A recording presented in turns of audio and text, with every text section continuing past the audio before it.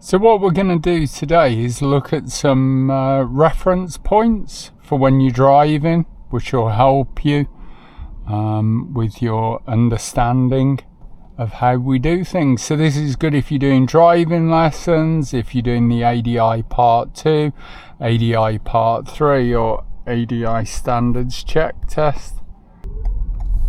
So that's what we're going to show you in today's briefing.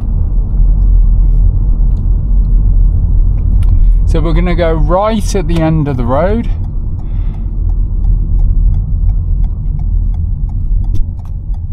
How do we know we're in a good position? Well, it's wherever the white line meets your mirror casing. So as you can see from here, it's just underneath the mirror.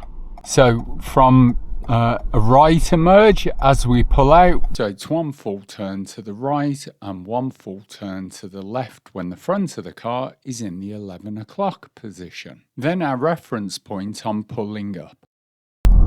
We want to get it so we know where the curb meets our dashboard or the front of the car. So as I follow this curb back now, it kind of meets just on the edge of that speaker on the dashboard. So the reason most people bump the curb when they pull up is because they're looking in that mirror. They're not looking where the curb is meeting the car. And let me give you an example of this while the road is empty. Because we're not going backwards, we're going forwards. So if we line up that curb on the front of our car by doing mirrors, then signal, getting it just to the edge of that speaker where it was before. Now I can look in the mirror to just double check, and it is indeed in the correct position. So using reference points when we drive will really help you to drive more confidently, drive more precisely. There's a phrase we use which is called drive with confidence, teach with precision. And if you're training to become a driving instructor, that's the motto you want to have. Your pupils want to be able to drive with confidence without you in the car, and they can only do that by you teaching with precision. So let's carry this on then. So we're checking around, making sure it's clear. Now at the end of the road, we're going to turn right. So a good position for turning right, a good reference point, is to get your right leg just to the side of the white line in the center of the road, and that's going to put you in a perfect position to turn right. So we get that mirror, so it's just above it. Trying to move my head slowly. So as I pull out, one full turn to the right. At the 11 position, one full turn to the left, and I'm in my normal driving position. So I can tell this because my left leg should feel in the center of my lane. That lets me know that I'm in a good position, or the center of my lane. So again, left leg in the center of the lane puts me as a driver exactly where I should be. Now we're going left at the roundabout. We've got cars coming from opposite, but a big gap, so he's going to block them. So what we're going to do is go and practice the dual carriageways. So we're going to go left at the roundabout, so mirrors, then signal, position, then speed. We look, there's a van coming, so our focus is the van ahead of us. Another quick look, nice and clear. Round we go. Keeping our eye on the curb so we stay close to it. Van just taking time to build up his speed, so we're just holding back, giving him that time to react.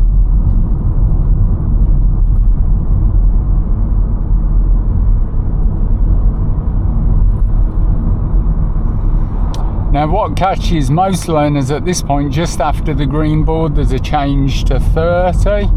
So we're going to check our mirror, just make sure that before we slow down it is safe to, and we're at 30. We're anticipating the traffic light changing. It's been on green for a while, we're just keeping in the middle lane. If it changes now, we still go through because of how close we are to it. Hortonwood is number 1, we're going straight ahead, exit number 4. Stafford is number 2.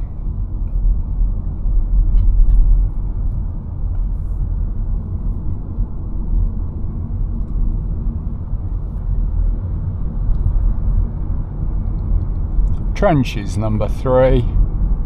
So just having a quick check in that mirror. Don't need to signal because the lane leads us this way, and off we're going to come at number 4.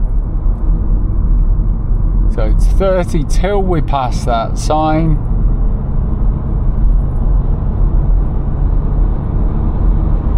Now what we're going to do is just demonstrate that we don't check the blind spots coming down slip roads. Driving the Essential Skills says to check your blind spot whilst on the move is dangerous, and we shouldn't do it, so we don't want to. So at the roundabout we're going to go straight ahead, second exit. Now it's 5:30, you can see, so this is kind of rush hour time, so we're not doing it when we know there's going to be no traffic. We have to look around that centre pillar for a gap, and then off we can go. So we're keeping in our lane, centre, left mirror, left signal. Now you're going to see what I'm seeing. So I'm already checking the mirrors, signalling, looking to the right, it's clear. I'm checking my blind spot, checking my mirror, both clear. I don't need to check my blind spot. A glance to the right is acceptable, but your main focus needs to be on any traffic that's in front of you. And if you're trying to look around in the opposite direction, you're not going to see that. If the vehicle in front decides to hit the brakes, slow down because he's got traffic, the danger is you're just going to smash into the back of him. So as we're coming down, we're keeping an eye on our centre mirror, we're keeping an eye on the right mirror. So we should know at all times what's going on around us again, which means we don't need to check the blind spots. The only time you need to check the blind spot is when you've been sat parked and you haven't been checking the mirrors because you didn't need to, so you don't know what's going on around you. So what we're going to do is come down. We've got the bank of black and white chevrons, which means it's an incredibly sharp turn. So we're just slowing it down about 25, which is why that barrier is always brand new. Now the chevrons continue round, but there's gaps in between them. So that means the bend continues, it's just not as sharp as it was. The sign tells us all traffic is coming this way, but if I turn at this point, that's my view. So I actually have to lean forward to see if it's clear, which it's not, because they're coming down the hill. The van is signalling and slowing down, so I know it's safe to go. If he was just signalling but maintaining his speed, I could pretty much guarantee that he just put his signal on way too early. So we want exit number 5. Ketleybank was number 1, Ketley's number 2, Oakengates is number 3, Whitchurch number 4. So we're checking the mirrors, signalling, moving across. Then we're going to go back onto that slip road and join on again.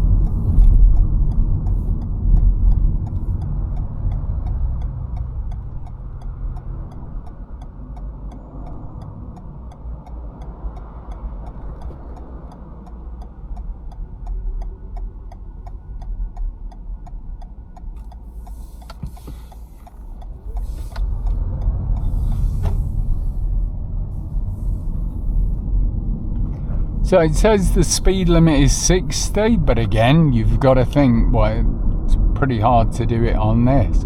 Just means now we know it's not 30 anymore.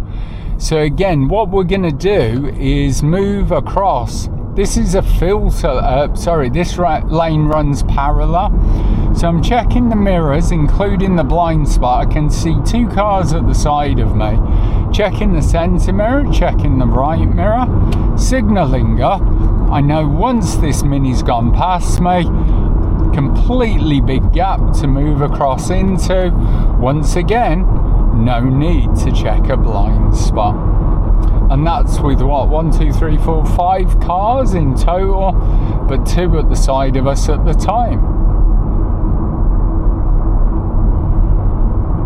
So if we're looking and prepared for observations, a blind spot just won't be a thing that we need to do. Now, the green sign on the left tells us the slip road's coming down, but this one runs parallel, so the cars might not want to move across into our lane. We're checking our mirrors, we're signalling. We do have a gap to move across into, so we're okay. Again, choice of 2 lanes. Ideally, we just want to be in the left lane. And what we're going to do is come off at the next exit. So we're checking mirrors, then signal, and we're going to move across.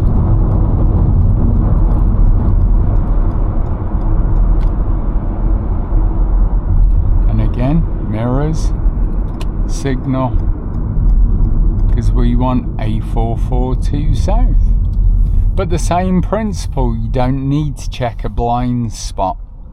If we're constantly checking our mirrors, which we should be, we'll know what's around us and behind us at all times.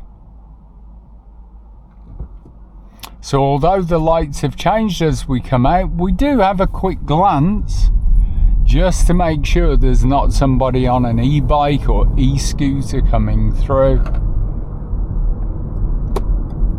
We're holding back to give the lorry chance to get going. 2 lanes go into 1, checking the left, nobody's coming up the inside. So now, quick sideways glance, signal up. Now we're checking the blind spot mirror, the big mirror.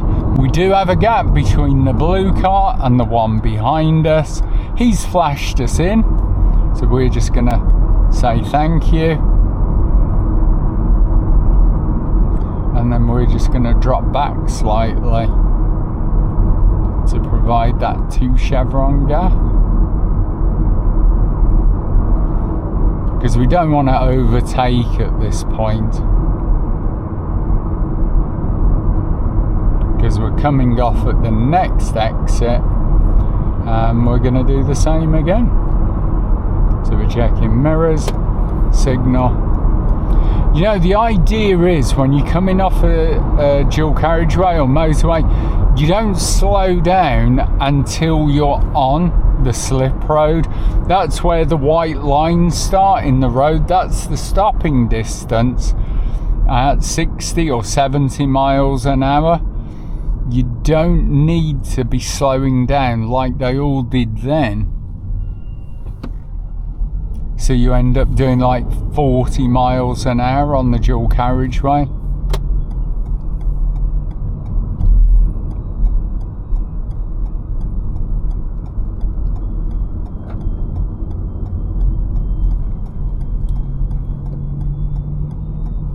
So once again, we're going to do our mirrors and signal, just making sure nothing's already trying to overtake.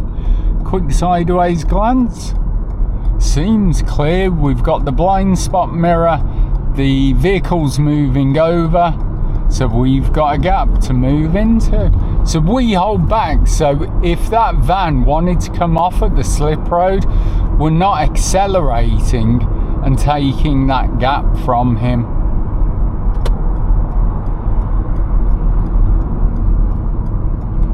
See, again, the bus is slowing down to 40. Why is beyond me.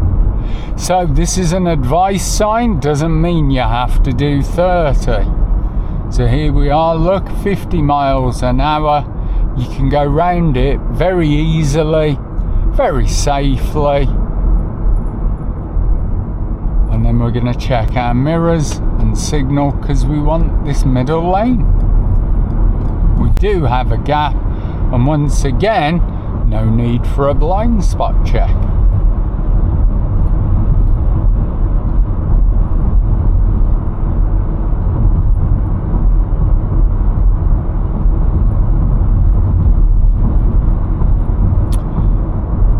So, we hope you've enjoyed our video today. My name's Chris from Driver Training Limited. Don't forget to like, share and subscribe for more useful driving hints and tips. Remember, drive well, stay safe, and we'll see you all again in our next video.